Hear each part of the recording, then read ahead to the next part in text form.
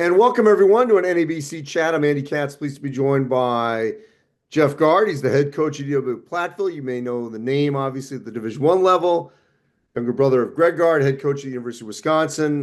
Great basketball tradition in this family and at Platteville. Bo Ryan, national championships. First Elite Eight, by the way, last year for this program, and you since, 15 years, if I'm not mistaken. So it's been quite a while. And so there's great history there. Jeff, what's in the water in Platteville that has produced so much success? Well, I think it's just getting the right people on board with you, and I think it's the student athletes, it's the community that supports Platteville and Pioneer Athletics as a whole, and the university too. But I think that's the biggest thing is you got to try to find your niche and find the people that want to be a part of it all.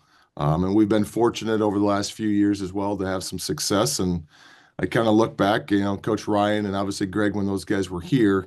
They kind of laid the roadmap, and that map didn't change a whole lot from the time in Platteville to even when they went to Madison. So obviously you saw the success in what it was all about, but ultimately it was just about getting the right people. Well, in this new era, and it trickles down all levels, how hard is that to get the right people that want to be there, that aren't always looking for the next thing, the next level, the next paycheck, if you will? Well, that is it's the tough thing. At the Division III level, there is still such a strong emphasis on the academic side of things, and I think that's where we try to hang our hat. We have such a strong academic program, engineering wise, obviously, our business program's extremely strong, education kind of down the road, but trying to find the people that it's much more than just the game of basketball. They obviously are pursuing a great career that's going to give them a degree that'll give them a better career down the road. And I think trying to find that, but obviously, yeah, you also got to find the talent at the same time as well. So, it is tricky, especially in today's era. I think the Division III level, it's kind of like the mid-majors of Division I, where if you have talent, it's probably going to get poached. But if you build strong relationships along the way, it's a little bit easier to keep those guys to hang around. And it was no more evident than obviously our National Player of the Year last year, Logan Pearson, coming back for his fifth year as well, just because of the relationships that he's developed. And that's obviously pretty unique. There's no question about it. Through the first 15 games of the season, you guys went 14-1, number one in the country. What do you attribute that success to outside of your returning core talent? Well, talent number one, guys that buy in, guys that are just hungry. I think obviously you can say a lot about, last year unfinished business. At the end of the day, you got to go play. And I think that's the one thing is that this group, when they come out of practice every single day, I mean, they know that they're just getting that much better, and there's competition in practice. And I think sometimes that's the hard thing for me is that we got guys competing so hard in practice that they deserve opportunities to play, but I can only play with so many guys. But on the flip side, I kind of look at the future of where the program's going to be as well, that, we got guys that are competing so hard now, again, in a practice with the team that's, number one in the country, that it's just making us that much better. And, you have that sustained success as we go. How much do you and Greg lean on each other? We talk quite a bit. I mean, it's not a everyday thing. It's more of a text back and forth. Pick brains. The summertime is usually when, I'll go up there, I'll sit down with Greg and his staff. This summer I spent some time with Kirk, just talking the offensive side of things as well. Obviously he's completely revamped, with what they do and the style of play. And, I think I kind of laughed with him and I've told Kirk the same thing.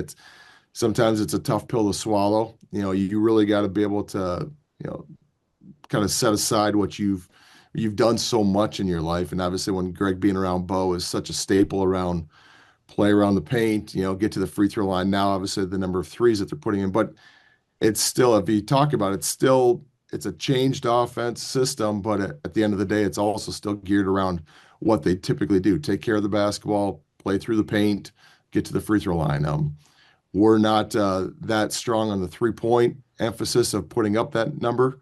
But at the end of the day, it's just kind of the principles and do the little things. And, it's shooting text messages back and forth, good luck, or, if you see something that they're doing that you like, hey, throw me that, and, exchange some things that way too.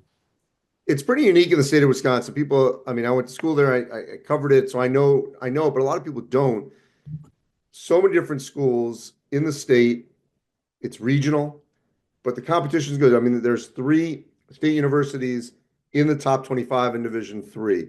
How much does that help prepare whoever comes out of that for the NCAA tournament?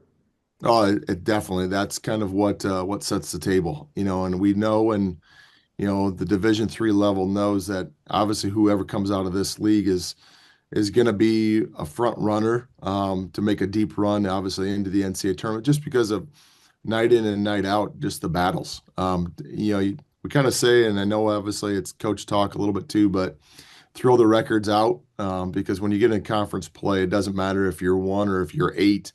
Um, you're going to get everybody's best game, and then going on the road.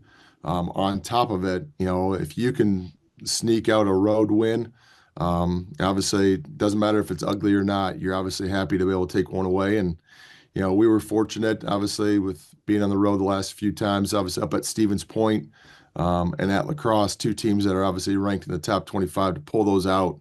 We're fortunate. We'll learn from obviously the mistakes, but definitely being happy and move on to the next one then too.